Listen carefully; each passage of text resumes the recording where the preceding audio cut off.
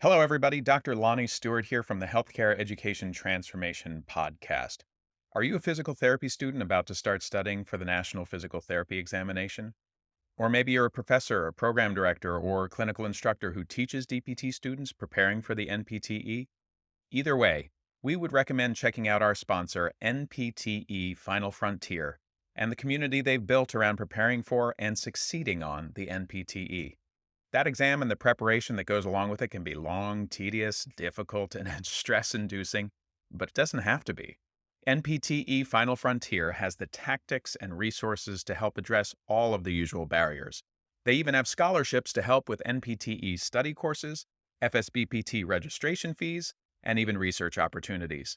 And if that's not enough, they're even donating to the very first annual HET Podcast Scholarship to be awarded at the end of every year. Go to npteff.com for all of the details and use code HET for 10% off all purchases. Links to both the NPTE Final Frontier and their scholarship options are available in the show notes. And now, let's get ready to learn. Hello, everybody, and welcome to another episode of the Healthcare Education Transformation Podcast. I'm your host, Dr. F. Scott Feil, and I've got with me today a very special guest, Dr. K. Mastrocola. Kay and I both share an interesting background, we'll call it an upbringing, a growth, a journey. Really, it's been, for me, relatively new. I'm sure Kay will tell us a little bit more about her, but Kay, let's start out with this. Let's start out with your academic journey and where it's led you to where you're at today. My academic journey is quite the roller coaster with a couple more steep downs, but I guess some could argue that's the best part of the roller coaster. And so I went to a 6-year direct doctorate program with St. Louis University in Missouri. So I knew when I was a senior in high school, physical therapy was for me. I grew up with a dad with spina bifida, so physical therapy was always a part of my life. And it just felt right that I wanted to do this, and I chased it. And I chased it in a very academically rigorous environment, but with the benefit of not having to take a GRE. So because it was a direct program, I just had to maintain a GPA. So got accepted in 2016 and graduated in 2022. Did a little stint of Zoom University because of COVID. Sprinkle in a couple TBIs and some ADHD diagnoses in there. But I came out of DPT. And I've been practicing full-time in pelvic health for almost a year now, and I am thriving. I'm truly thriving. I love that. I love that. And I mean, again, that's for me, right? ADHD and neurodivergence is new. I'm new to that world. Just recently diagnosed about a year ago. And we'll kind of talk about that a little bit, but let's start there. Let's start at the beginning, right? What is your take or definition of neurodivergence? Like, how do you look at it? How do you view it? Yeah, neurodivergence to me, I get this visual of a brain that's almost exploding on all cylinders of colors and projects and numbers, and everything is visual. And so for me, my neurodivergence is not on a lined piece of paper. It's not on this very structured regimen. You follow that passion, you grip onto it, and then it leads you to the next one. And it's kind of almost like chasing the tail of a unicorn, really, but with this passion. Neurodivergence is passion, and it's people think that it's inattentive and it's hyper, but at the root of it, it is creative and it is out of the box and it is pushing boundaries. And I think that for so long in academics, you are a square peg trying to shave yourself down into this circular hole, that you actually shave enough down that when you get to the core of yourself, you're like, oh no, actually, that was right all along. And so for me, neurodivergence is this expansive creative environment in which you have to bend and shape a little bit to fit in and figure it out. Yeah, I could not have said it much better. I mean, when I look back, again, newly diagnosed, so I didn't know that I had this. I knew I had something up, like there was some sort of learning disability or learning issue. I knew it wasn't anything with regards to reading comprehension or anything because I was an English major, read pretty well, wrote pretty well, understood, concepts and themes. My dad brought me up very young as an English teacher, reading and writing about the classics and stuff, right? I knew it wasn't dyslexia because I wasn't flipping my words or anything like that. Pretty sure it wasn't like an autism thing or anything. I was just always very social, very outgoing, an extrovert to the max, orange for all of you color chart folks out there. I mean, party animal, mayor, never met a stranger, right? Shaking hands and kissing babies, that kind of thing. But something was up. Like I struggled in undergrad. I struggled in grad school. I struggled to pass my board exam, took me a handful of times. I struggled through an EDD program and my dissertation process. I've struggled through a lot of it, but I managed to get through. I found ways to compensate. I found ways that worked for me. And so it's interesting now looking back, it makes so much sense. And I'm like, oh, that's what that was. I'm finally able to connect the dots now, right? And then people say like, oh, there's a bunch of people jumping on the ADHD bandwagon, right? That's not what I'm doing here. I literally have nothing to gain at this point. I've already made it to where I need to be for pretty much everything that I'm doing in life. And same as you, I'm thriving in it. So it's not like getting the ADHD thing was like a way to skirt the system or benefit from it. It just put more of an understanding for myself of what it was that I kind of struggled with. And now there's ways like medications and things I can do and other techniques and things to help with focus and help optimize my output now and my productivity. So it's been an interesting journey for me. It's been weird connecting the dots, but I feel great about it. I feel happy to know that I was able to succeed, even though it was there, not really knowing. So I hope my story will inspire some people, right? If I can do it, you can do it, right? Like that's the hope here is that, hey, look, now I know what it was. I should have really gotten tested in undergrad. In hindsight, had I to do it all over again, that's what I should have done. But I didn't, and I Well, still made it through, you know? and that's where I challenge the idea of the ADHD bandwagon. It's like, is it really a bandwagon or do we have better representation? And so Yeah. now more people are seeing themselves in our stories and they're able to better advocate for themselves and get the care that they need. And I think that that is something to be celebrated. Absolutely. And you hear a lot of times people say like, "Oh, your whatever your thing is, it's your superpower." And it's like, I mean, yeah, maybe if you want to look at it that way. For me, I look at it just like you. It's creativity. It's my mind is constantly thinking up outside the box ideas. I'm looking at things in a different way. And I think realistically, it's helped me get to this point for sure, and it's really I'm always thinking a lot differently than other people, and I'm okay with that because it's worked for me, and I hope that I can bring some of those thoughts and ideas to other people to help them see outside of the box as well. And it's not like you need ADHD to do that. It's just like, have you thought of this? What about this? What if we did this? Right. And as you have these conversations, it opens people's minds to other possibilities. And again, it's just really a thought process. And like you said, it is like kind of following the tail of a unicorn all over the place. It's wild. It's a fun ride, but it can get crazy sometimes. It can get wild. So talk a little bit about neurospicy, right? That term that we hear a little bit here and there. Tell us about that. Yeah, so I have really capitalized on the phrase neurospicy because I feel like it just encapsulates what neurodivergence is. And so when we look at neurodivergence as a whole, it's this spectrum of out of the box thinking that kind of has a diagnosis attached to it. So ADHD, autism, some forms of OCD, those kind of spectrum disorders fall under the bubble of neurodivergent. But in a sense, divergence is still negative in a sense. It's like, oh, you're out of the norm. Get back in line, get back in line. And so where I'm like, oh, I'm just a little narrow spicy. My brain's got a little bit of salt and paprika to it. My brain, if you think about it, it kind of feels like it's always on fire, but fire's not always bad. Fire doesn't mean that your house is burning down. Fire could be you're not cooking a 4-star meal, a 5-star meal.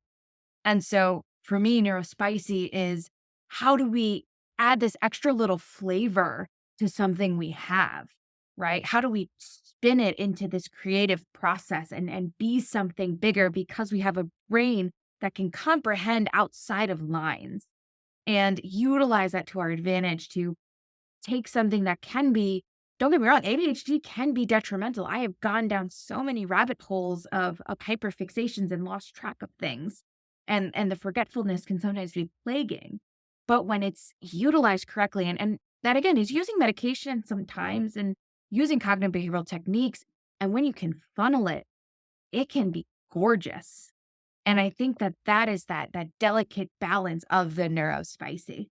For me, I thought my neurospicy was always just like an entrepreneurial mind. I just always am thinking about how I can businessize things, or what could that look like in a business model, or that's interesting. Like, I wonder how they're going to monetize that. Like a lot of entrepreneurs deal with the same thing where they're constantly thinking of ideas and how to progress a business or scale a business or grow a business, whatever. And they just can't shut it off, and it's hard for me to shut my brain off at times. And I will say that, like, when I first tried the medications, I was like, okay, all right, I kind of see. And then we played around with the dosage a little bit, got the right dose. And now I get like 6 solid hours a day of straight up focus. And it is a magical thing. It is like, I cannot believe people with normal brains function this way. This is amazing. And so, again, like you said, there's techniques, there's medications, there's a bunch of different ways to handle it. And I think that's what, my story was getting through it somehow without the medications, and now benefiting from the other end of it and being like, oh, okay, I can also try the medication to help as well. And it's really helped rein me in a little bit. I think I've become a lot more focused and a lot more productive.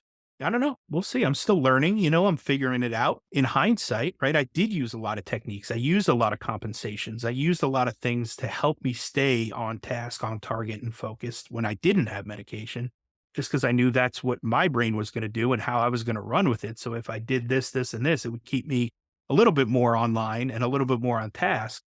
And eventually I got through. So it worked, I guess. Right. But tell me a little bit about, like, your experience in school. What was that like? What were some techniques you used? What were some things you saw early on? Like, what was it like going through PT school? Because I know my PT school was a roller coaster ride.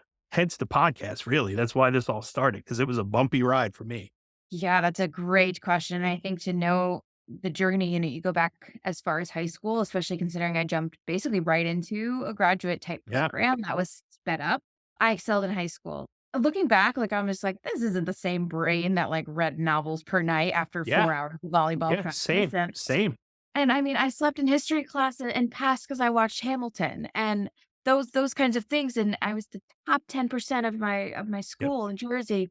I got to PT school and it smacked me in the face. And I fell dead on my heels. And I was like, it was an ego shift. It was an identity crisis.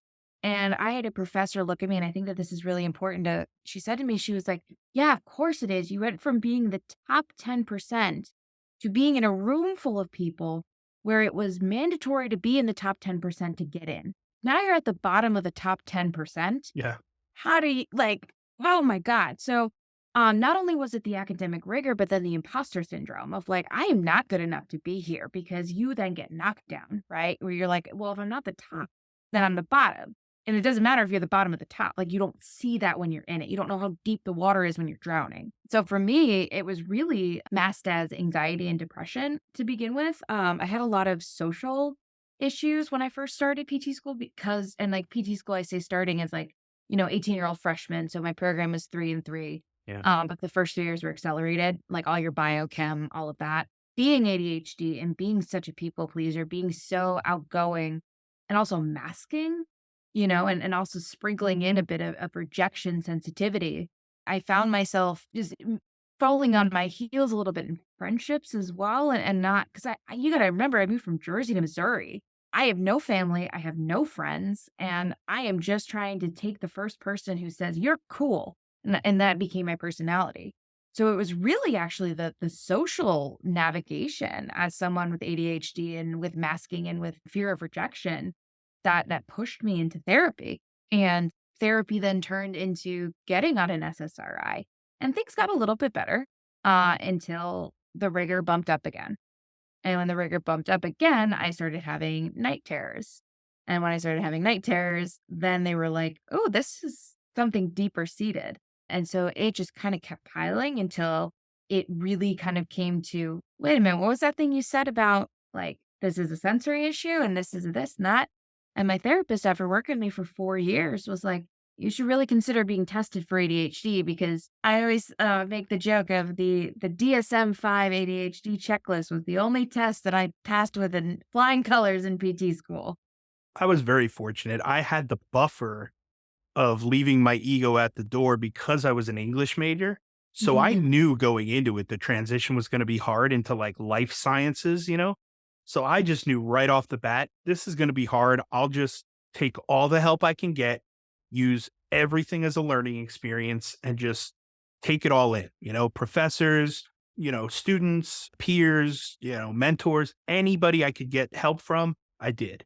And I knew going into it, I had to just leave my ego at the door. I was same thing, top 10% of my class, decent grades in college. I was, probably a B student, maybe a couple C's sprinkled in there, maybe a D and an F if we don't talk about ordinary differential equations 2 times, but that's neither here nor there.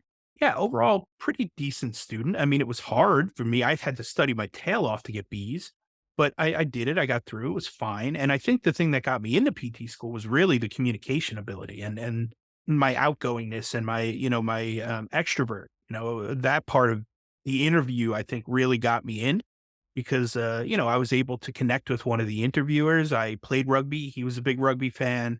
He had played as well. We talked about my injury. I tore a meniscus, never got it fixed. That kind of stuff. And really, I think showing my true self and the ability to communicate through my English background and writing and reading and all that really helped me get in. But then once I got in, I knew I was going to need a lot of help. So I had that buffer of like, just leave the ego at the door. It'll be fine. Just get help from everybody. And that really helped me get through. It was a master's program when I went, but I eventually transitioned into the TDPT and then the EDD after that. So like, still a very bumpy ride, still not easy. I do like the idea of thinking about it as a sensory thing because it really was. And it was luckily for me, my wife who really pointed out, hey, I think you've got ADHD. And I'm like, no, I don't. I was like, I've got 2 doctoral degrees. I don't have ADHD. I'm all good. And she was like, no, I'm pretty sure you do. And I was like, It's really? always the people who are closest to us that hit us Yeah, with it. yeah. So it gets funnier, right? So my wife says, yeah, I think you've got it. I'm like, all right, whatever. So I take the little quiz to see, and I'm like, yeah, I'm hitting a lot of these actually. And again, I just always thought it was like the entrepreneurial mind and all these ideas and things. And I was like, oh, that must be it, But no, it turned out to be ADHD. My roommate from college is now a psychiatrist, and he said, "Oh yeah, I knew you had ADHD back when we were in college." I'm like, damn it, nobody took the time to tell me this and say, hey man, heads up, you've got some sort of thing you might want to get tested for. Let me Um, tell you, I went through a grieving process. I was so angry that no one told me. yeah, Like in middle school, I literally had an intervention with my 2 parents and every seventh grade teacher. And it was literally like, Christina is such a model student. Like she's like so personable and talkative and she understands the materials, but like she's just not turning in her homework. So her grades are suffering. And I was like, looking back, like I feel like I'm like that stupid meme from Always Sunny with like the red lines and dots. And I was like, I yep. so were you scared to go on medication? Like, what were your thoughts when, medication was offered? No, I was pumped to be honest with you because honestly, like I'm old. At this point in my life, I was like, bring it on. Let's try it. What's the that can happen? Like some side effects? Like, I don't know. Let's see. Right. Overall, for somebody who's like kind of out of shape and old ish, my heart's good. I had that checked out because I had family history issues with the heart. So I got that checked out. Everything's pretty healthy aside from being like grossly overweight and like needing to lose weight, diet and exercise more. Right. I'm totally on board with that. I'm working on that. It's a work in progress. All right. I'm making progress little by little. But when it comes to meds, I really don't want to be on any meds. Like I'd rather not be on anything if I can. Right. So I figured, all right, if I'm going to get on a medication, let's try it. Let's see if it'll help with the focus. Let's see what it's all about. So for me, I was pumped. I was like, let's try it. And like I said, when we first tried it, the first dosage I used, that gave me about an hour of like focus. And by the time I dropped the kids off at school, I was like, all right, well, now it's gone. Had it for a minute there, then I lost it. Right. So then they, doc bumped me up a little bit. And then I got about 2 or 3 hours and I started taking it after I dropped the kids off at school so I could get home and get some work done. And then I was still like, yeah, I don't know. I'm a big guy. Maybe it just takes a little more. I don't know. And she's like, well, you're not near the like upper end of the dosage. So let's just bump it up a little more. So we did that again a third time. And that's when we kind of found the Goldilocks zone for me. I was like, I'm getting 6 hours. I'm good. No side effects. 6 hours literally gives me from like 8 to 2-ish. And I pick the kids up after that. So all my work gets done in that 8 to 2. I'm good. Like this is fine. This is perfect. Let's just go with this. So that's where we're at now. And I'm thriving, like you said, That's fascinating because I was terrified. I was really. terrified. So when I got on my SSRI, I was very similar because it was put to me by my therapist. She was like, if you had a vitamin D deficiency, what would you take? And I was like, a vitamin D supplement. She's like, cool, you got a serotonin deficit. What are you gonna take? And I was like, okay, I'll take my store-bought serotonin. But when it came to the ADHD medication, the narrative that I was told was that of someone who is neurotypical and takes it, and it just like zoom and like focuses you in.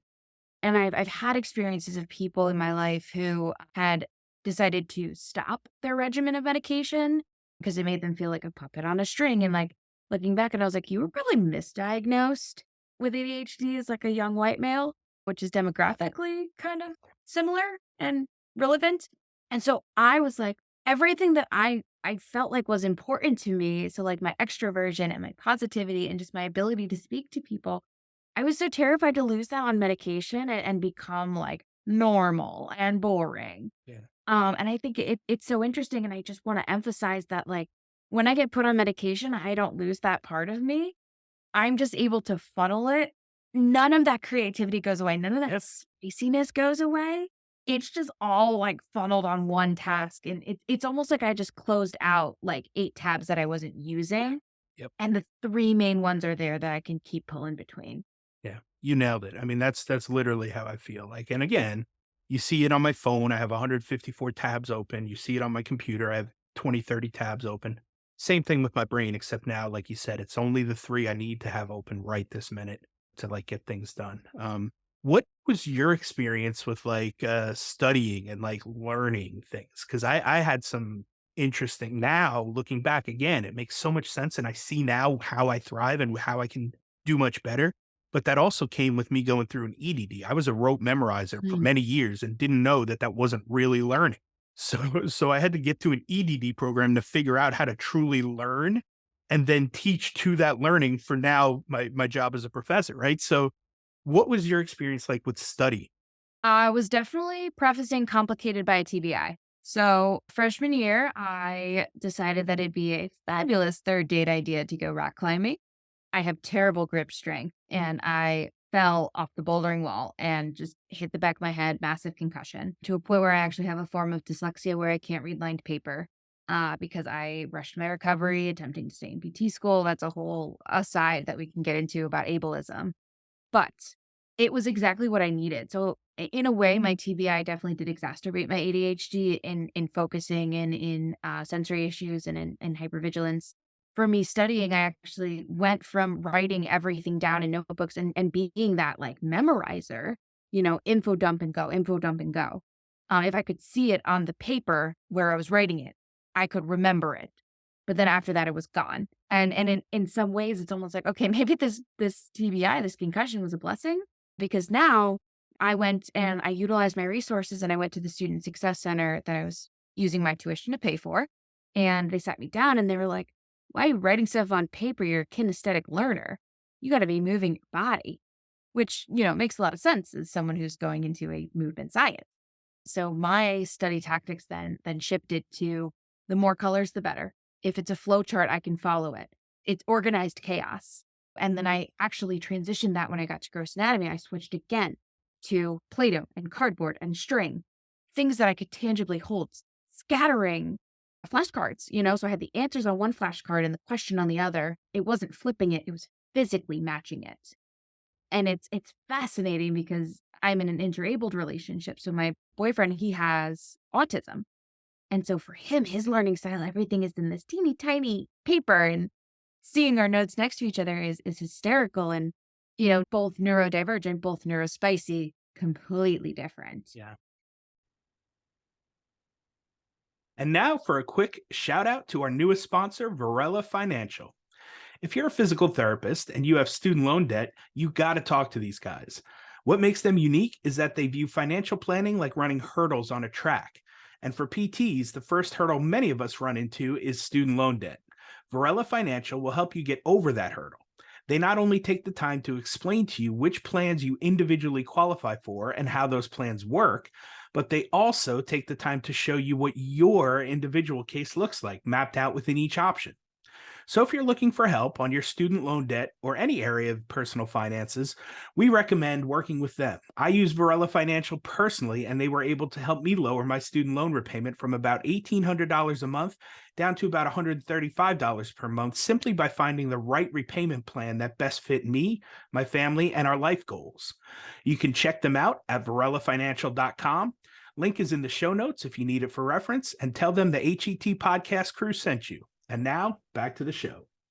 Yeah, nowadays I see back then why I struggled so much in PT school because I was the same thing. I was trying to write it all down, highlight everything, learn it, memorize it, reread it, highlight, and just keep going. And that didn't really help. I memorized a lot of stuff and then dumped it when I didn't need it.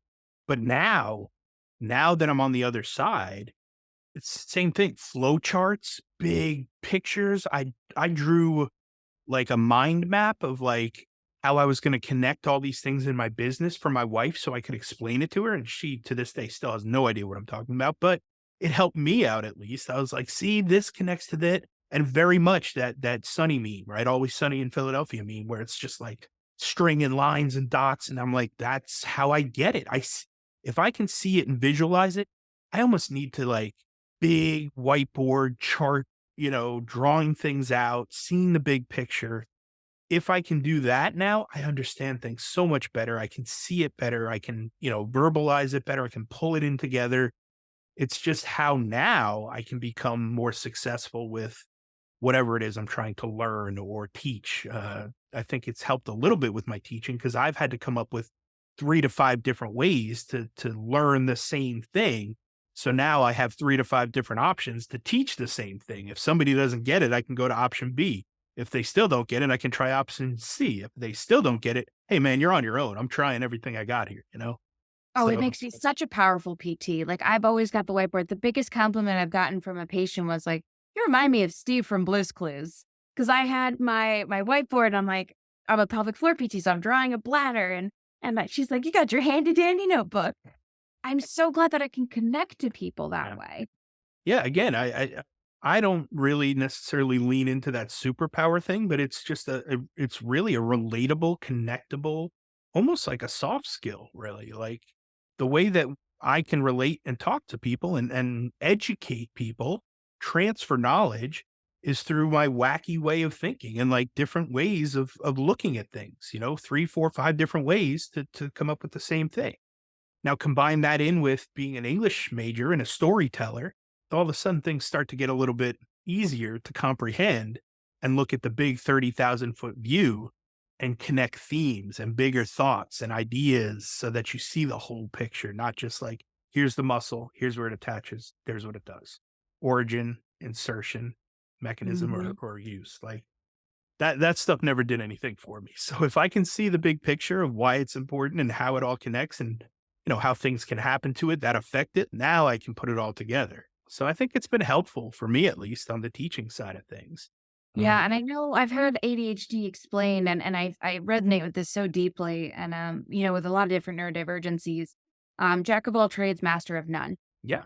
We're so good at masking and adapting, figuring out what somebody needs and jumping into it, learning it quickly and adapting to the situation. I built a home bar and I don't know how to use power tools, but you watch a YouTube video, you figure it out. And I feel like ADHD in a way like almost takes fear out of things and kind of makes it fun and dangerous. So let's take it a step deeper, right? A lot of times people get that quote wrong. It's a Mhm. longer quote than that. It's jack of all trades, master of none, but oftentimes better than a master of one. So Oh, so yeah, that's the full quote, right? So that second part is actually kind of important there because it's saying it's okay to like have a bunch of specialties and things that you're interested in and different things because sometimes that's better than just being good at really really good at one thing, right? And again, you'll hear arguments on both sides. You'll hear no, you got to go very very deep. bring it in and just focus on that one thing, but go real deep. We want depth as opposed to just going narrow and really, spreading it out wide. We want depth. We want specialty and focus. And like maybe for And here's some here's people, the great part. There's room for both on a team. exactly. One Exactly. can't work without if you have 2 people, and that's why this conversation has gone off the rails, and I'm so happy with it, but, like, if you and I were, like, on a team, nothing would get done. We Yeah. need someone to be, you know, sitting on the back of that unicorn actually driving. So Yeah. I'm actually impressed that we've gotten this far in the conversation and neither one of us has said squirrel. I mean, it's really I love these conversations because again, it's my people, right? It's my tribe. It's people that get me, that understand me, that see, what it's like going through this. And it's different for everybody, right? Even within ADHD, there's a bunch of different styles and independent type, types. hyperactive type. Yeah, I mean, it's different for everybody, but it is what it is, and I'm still young to this. I'm new to this. I'm learning. Knock on wood. So far, it's been a pretty decent experience.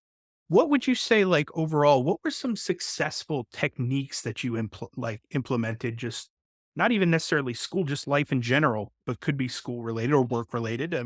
What are some things that you're using that seems to help? I suck at time blocking. I'm so Ah, bad. I cannot force myself to sit and do something when my brain is not ready to take it on. So COVID was actually a huge blessing because it removed the time blocks for me. I didn't have to be there at 8 a.m. for a lecture. So my mantra, and this is where I think the conversation is going to get interesting because I know how you work. So for me, I work best when my brain is turned on.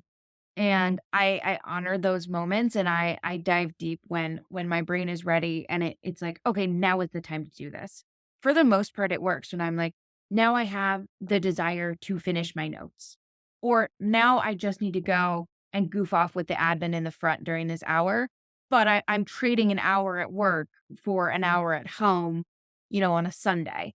I can force myself to, and I have ways. So, like this past weekend, I went away, so I knew I wouldn't have that luxury of moving time on a Sunday.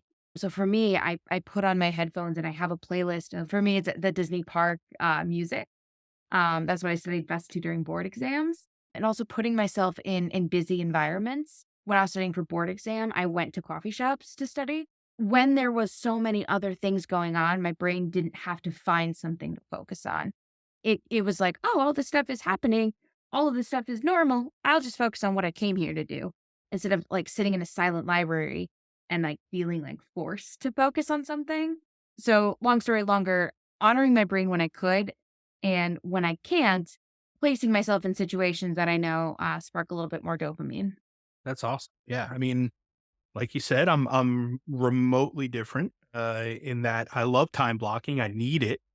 I have to assign hours of the day to things. I think I can allow for some creativity. I try to do that, but that just happens. That comes naturally. And what I've learned to do over the years is have my schedule and my time blocking. If a stroke of genius or creativity hits me, I'll jot it down in my little pad that I always have like in my top pocket, or I usually wear scrubs when I was doing home health or sniff. So I'd always have a little tiny moleskin pad in my pocket, right? And I would jot my ideas down there. Now we have iPhones, obviously. It's a lot easier to just put a note down. But I leave it, I let it simmer, I let it resonate, and I go back to doing what I was doing, try not to let it take me away from the task I was doing. Then once I finish, at the end of the day, I have a buffer that I give myself kind of grace for like things I screwed up, things I couldn't finish, whatever. So at that point, I can either finish the things I had to finish to get done, right? The priorities, or I can lean back into that list again and go and kind of give that some more thought and like go into that. But I find the same thing. My creativity hits me at weird times and places. Showers are always a good one. I come up with best ideas in the showers. A lot of people do. I don't think that's an ADHD thing. I just think it's water and sensory and mind shuts off a little and it's allowed to be free. And so we come up with good ideas in the shower sometimes, right? Driving to work, at work, when I did home health, I would put a podcast on for sure and just, or music, whatever, and kind of zone out, drive, go to wherever I'm going. So my commute, 30 minutes in the morning is me and a podcast and thoughts. And so I've gotten good at like pausing the podcast and leaving a voice memo to myself and then resuming when I get an idea or something. And again, some of these ideas are crap, some of them are garbage, but some of them are worth kind of investigating a little more. So I put it all down. I just let it ruminate, just sit, and then I come back to him and see if it's something that should be followed. Yeah, time blocking is a big one for me. That's always been for me to be successful and get stuff done. I've had to time block.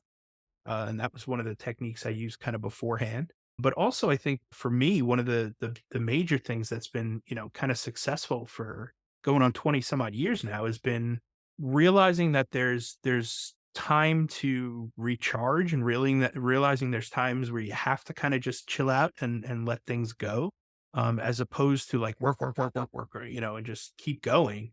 At some point, you need to just turn it off. Whether it wants to shut off or not, you got to walk away and just detach yourself, do something that's going to calm you down, chill you out, and get ready to rewire, recharge.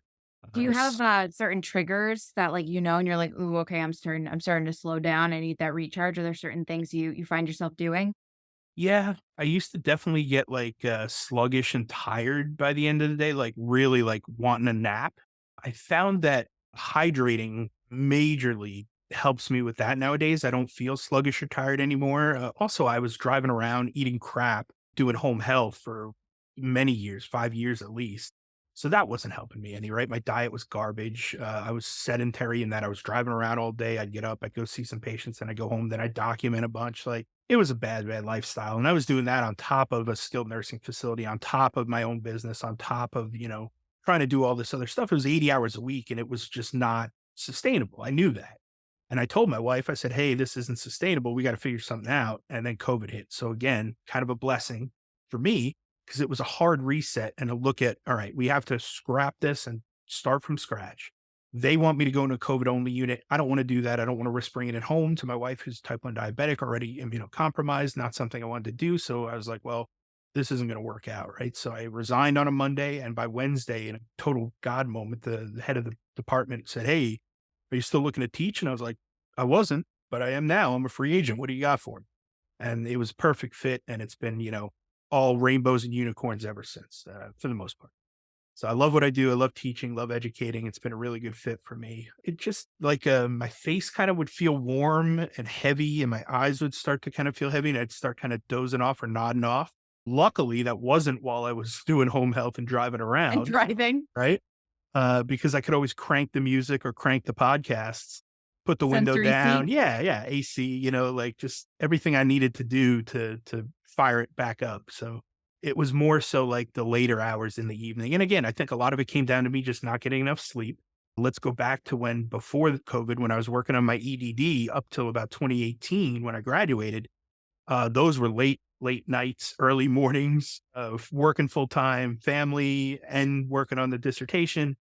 It was just a mess. It was a disaster. It was really, really bad. And I was only getting probably 4 hours of sleep, 2 hours sometimes. It was bad. It was real bad. And I knew that. But it seemed like it had to Gotta get get it done, done. So now I pride myself on taking 7, 8 hours of sleep a night. I love it, and like that hustle culture of like, oh, you got to work hard, go, go, go, go, go, go, go. Yeah. I mean, like, I get it, but that shouldn't be for a long time. That shouldn't be all day, every day for 40 years. That should be like maybe in the first year of your business. And then you have to start thinking more critically about how can I prioritize the things and lean into those things that are going to, help me move this thing faster with that less work.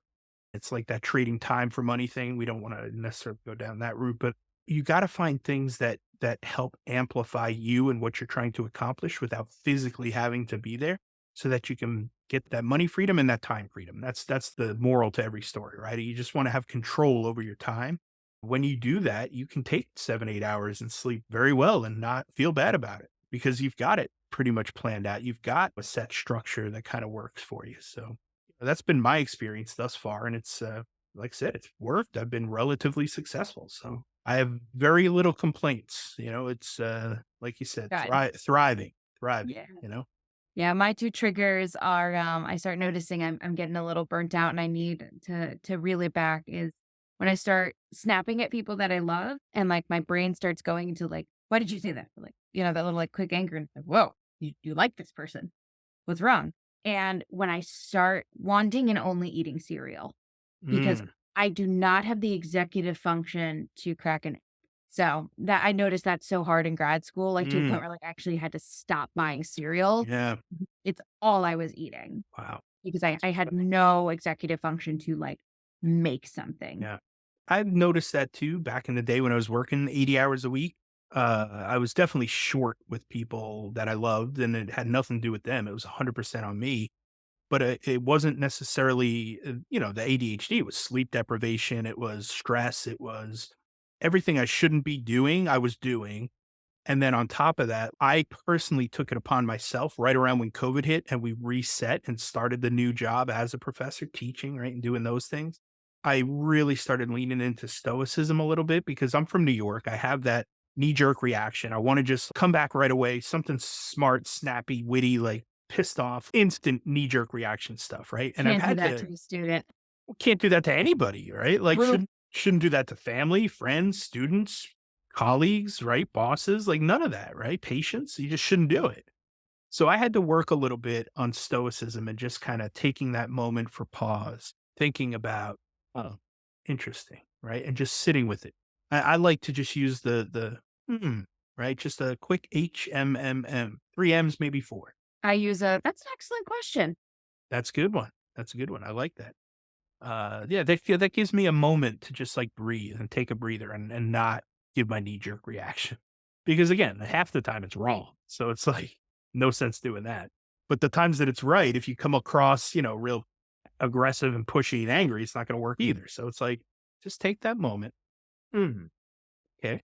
And then go into whatever it is, after your mind's had a moment to process. And sometimes you just need to say flat out, like, hey, probably need a moment or two more to process this, something we can probably come back to. It's just, not And the not a impulsivity with ADHD, it's tough. yeah. Yeah, It's very much so. against nature. And not just a New York, New Jersey thing, because I'm with you on that one too. Yeah, it is. It's pretty wild. Well, for me, like I said, it's been a journey. I'm still learning. I'm interested. I'm all for it. Again, I'm all about self-improvement and just trying to constantly improve myself and get better. And so this for me is a new thing that I have to kind of work on and deal with and ride out and see how it goes and Mhm. experiment, see what works, what doesn't. But overall, like if you had to give a student, let's say, or a new grad who maybe has ADHD or something on the neurodivergent spectrum and maybe hasn't been tested yet or has been tested either way, like what's some advice you would give to somebody who may be dealing with something in neurodivergence? Find the resources you're already paying for. So your universities, and this is to students, your universities have counseling centers. They have student success centers. They have things that are set up that you, with your tuition, are paying for. And sometimes it's asking, and you have to, set that ego at the door. There is nothing wrong with asking for help. Absolutely not. And whoever set that mantra is wrong. Like, it's not weakness. Asking for help is not weakness. If anything, it's working smarter, not harder, because you're not wasting your time. Like, if someone else has a key, why are you forging your own? Go just ask them for it. And so sometimes just finding somebody, and if they don't know the answer, a lot of times they'll send you to someone who does. And if they tell you no, be like, thank you for your time, and then go find somebody else. Universities are huge populations. So seek out the resources you're already paying for. Yeah, that's awesome. I love that. And fortunately and unfortunately, the testing process for Mhm. ADHD can be a bear. It's not generally available at university level. A lot of times you have to go outside the university for it. A lot of times it is not covered by insurance. So it is cash pay out of pocket. And I kind of get it because I've talked to some psychiatrists and psychologists who do the testing and what they were getting reimbursed for it, and it's a multiple day test. They were getting paid like $35 to do 2 or 3 days worth of testing. That just doesn't equate. So I understand why they had to go that route. We're kind of dealing with something like that within physical therapy, right? Reimbursement levels are too low. We're not getting paid what we're worth. I get it. So it can be tough to get tested. I would recommend if you think you may have some form of neurodivergence, definitely pursue testing if you can, exhaust all options if you can. Again, in hindsight, I would have done it way earlier had I even thought about something like this. So it's nice to know now after the fact because it helps me kind of put things together. But in hindsight, I wish I had gotten tested. Accommodations. I would have gotten some accommodations in undergrad and in grad school and in my board exam. If I go for the certified specialty exam, which I'm planning on doing for geriatrics, I'll get accommodations for that, which is nice because it may be the first and the last time I ever use them. But whatever, it is what it is. I get more time to sit and test and focus, and we'll see what happens. But yeah, I would recommend definitely getting tested because if you do, that can open the door for things like medications, like accommodations, like just general peace of mind and knowing what's going on. That's kind of where I'm at. It's like, oh, okay, cool. Like I Right. understand now what it was I was dealing with. Like, it's nice to know. And if you can't get tested or you can't find a place, like I would definitely try to reach out to the resources at the university and see if they can put you in touch with somebody that can make it happen. To me, it's definitely not something that is, shameful or that you should be, worried about or afraid of or embarrassed about. We're here talking about it. We don't seem to have any issues with it. I mean, not everybody's the same open book style, but again, my hope is that these conversations will help people, become aware, become more knowledgeable to it. Like ask questions, like feel free, please, on all social media. I'm pretty accessible. Mhm. Like ask questions. I'd be glad to answer. My experience may be different than yours, but hopefully it can help. Hopefully some things are in line and they may help you. So please feel free to reach out to myself. I'm sure Kay will be more than happy to answer some questions as well. But Kay, I just want to take the time to thank you for coming on the show and for giving your time and having this conversation because I think it is an important one, especially during Mental Health Awareness Month. So hopefully people can do their diligence and kind of look up all the ways that they can get involved and help with that and bring awareness to mental health. We have one final question that we ask all of our guests. And that question is if you could change one aspect of higher education, whether it be DPT or otherwise, what aspect would you change and how would you change it? That is an excellent question. I would change the definition of preparing you for the real world. I feel like higher education has this grip hold of treating ignorance and almost aggression. I don't know if that's the right word.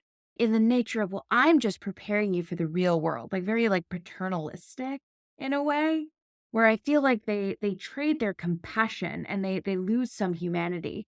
Education needs to return to its empathy and its understanding, especially in healthcare education, right? Because Yeah. we're not superheroes. We're not. We are people who are going to be treating other people. And I think sometimes higher education forgets to respect the person first before the student, and that gets lost in the translation of preparing for the real world. In the real world, there are accommodations, there are understanding, there's room for everybody on the team. And in my experience, I've found so much more compassion and empathy and understanding in the quote unquote real world. I wish that that was also given to me in higher education. So more humanistic, holistic approach to education and just connecting, right? Being human. I love it. Like, I love it. Well, Kay, again, thank you so much for your time and for coming on. Where can people find you and follow you if they just want to see your story and what you're up to? And we actually have a little bit of a surprise. I don't know if many people have seen, but the HET podcast has actually teamed up with Kay's company, DPTs with Anxiety. You can look that up at DPTs underscore with underscore anxiety. The link is there for a sticker, new HET sticker that will help support mental health awareness. So, where can people find you? Where can they look you up, and where should they contact you if they have more questions or just want to chat? yeah, Instagram is probably the best way. I'm most vocal on there. So my page is, like you said, at DPTs, plural, underscore with underscore anxiety. And it is a meme page that breaks down the barriers from classroom to clinic on everything that we're anxious about. And it kind of pokes fun at it through a humorous lens. So if you like to laugh and you like to be like, hey, that's me in a meme, that's where you can find me. Because I have ADHD, I am super vigilant in my DMs and I love chatting with people. So even if you just need a soundboard to be like, hey, I just don't know where to turn, like let me be that person for you, and I can send you to places that can help, right? Because I've lived it and again, I've already forged my own key. Let me give it to you. So definitely reach out in my DMs there. Starting to dabble in the TikTok world with the same hashtag. Still trying to get into the Reels game a little bit.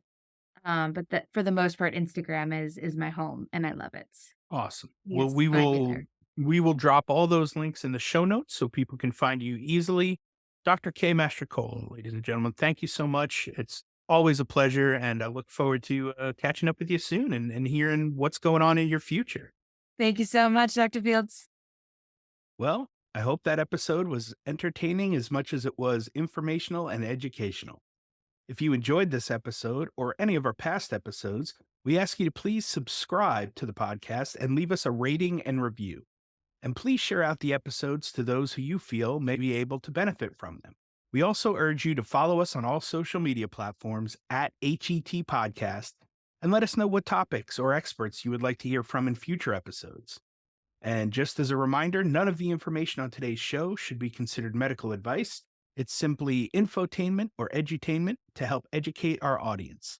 For medical advice, we always advise you to reach out to your preferred medical professionals, and we'll see you on the next show.